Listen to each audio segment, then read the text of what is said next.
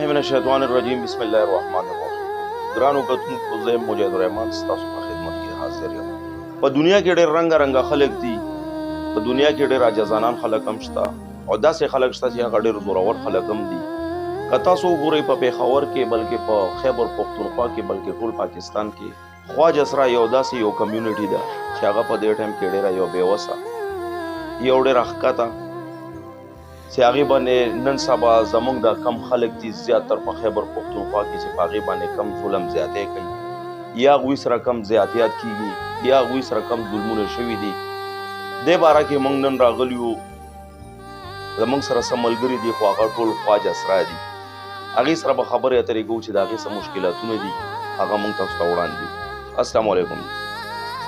ستاسو نوم دی؟ ما اسد ته د کوم ځای؟ ګلاب بابوی. نو ته څنګه عمر دې ډېر زیات لږ دی او دلته څنګه دې فیلډ ته एकदम راووتلې؟ بس ما سره اول خپلو ډېر زیاتې کړو، بیا بار خلکو تنګولم ځکه صرف چا به وي مورتې چا به څه بس راغلم دلته.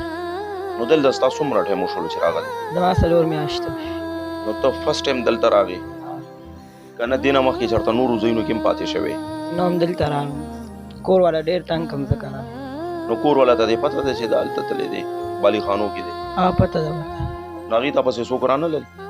نه بس پروی راماندې نشته، نه راځي راپسې یو سړی هم نه راځي. نو دا وخت به تر څو پورې داسې روان وي ته چې کور نه بار یې؟ بس الله دې خیر کړي. پړه خو مې ډېر عرصې دی او تا ته زه څه څه ویم، ډېر عرصې نه شم ویلی. څه راز باز خبرې پکې شته؟ نه دونه څه نشته. کور نه پریشاني ډېره وه؟ کور نه ډېره پریشاني وه. کور نه څه پریشاني وه؟ کور نه پریشاني دا وه چې بس هسې والم ټکولم، سر راباندې ګنجې کو، راته به وي غلط دغه به یې راباندې کولو، کور کارونه هر څه به یې راباندې کوله. بس ما مو اخر خو برابر کار وکړ. نو ستاسو دا مشکلات چې حل شي ښه خبره نه ده؟ ولې ښه خبره نه ده؟ لکه ته دا غواړې چې زما خپل کور والا سره روغه وشي؟ زه دا غواړم. په دې کې روغه کې څوک مخکې شوي نه دي؟ نه. اوسه پورې هغوی تا پسې پلار یا رور یا مور یا ماما یا کاکا څوک اوسه پورې رانلل؟ مور خو مې نشته، بس پلار مې دی، هغه خو راته څه نه وایي. هغه ته کنفرم پته ده چې یاره دې اوس چې دی په پلازا کې پروت دی؟ پلار ته مې پته ملاویږي را سره، دلته راته ملاویږي را سره. هغه ته ته دا نه وایي چې بچی دا ښه کار نه دی؟ ولې راته نه؟ هغې راباندې خپل ستړی هر څوک خو ده نه منې کېږي، زما دا خوښ دی. دا ځای دې خوښ دی؟ نو دا دې ولې خوښ؟ بس دا کور نه دا ښه ځای دی، داسې ځای ما چېرته نه دی لیدلی. ستا خو عمر هم ډېر زیات لږ کچه دی که نه وړوکی هلک یې. ستا به څومره عمر وي؟ زما 15 سال به وي. نو 15 سال کې چې دې ته هر څه एकदम دې شاته پرېغوستل او دې طرف ته راغلې، دا دومره غټ زړه چې دې وکړلو، ډېر غټ زړه دې نه دی؟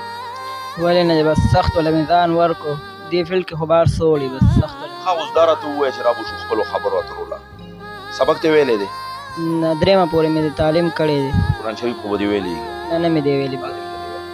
ښه دا راته ووایه اسد، ستا خپل نوم اسد دی.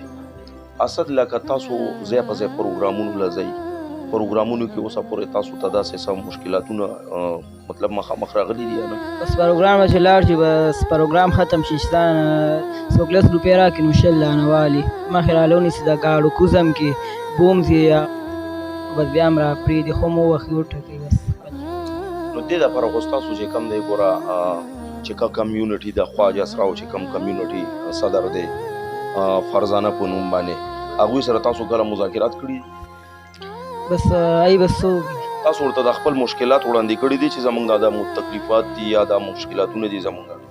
مونږ ورته لا فلحال ما ورته لا نه دي ویلي، د نورو ډراګان ورته ویلي، نور خواجه سرا چې کوم دي نو هغې ورته څه وویله چې دا مشکلات به حل شي یا به حل نه شي؟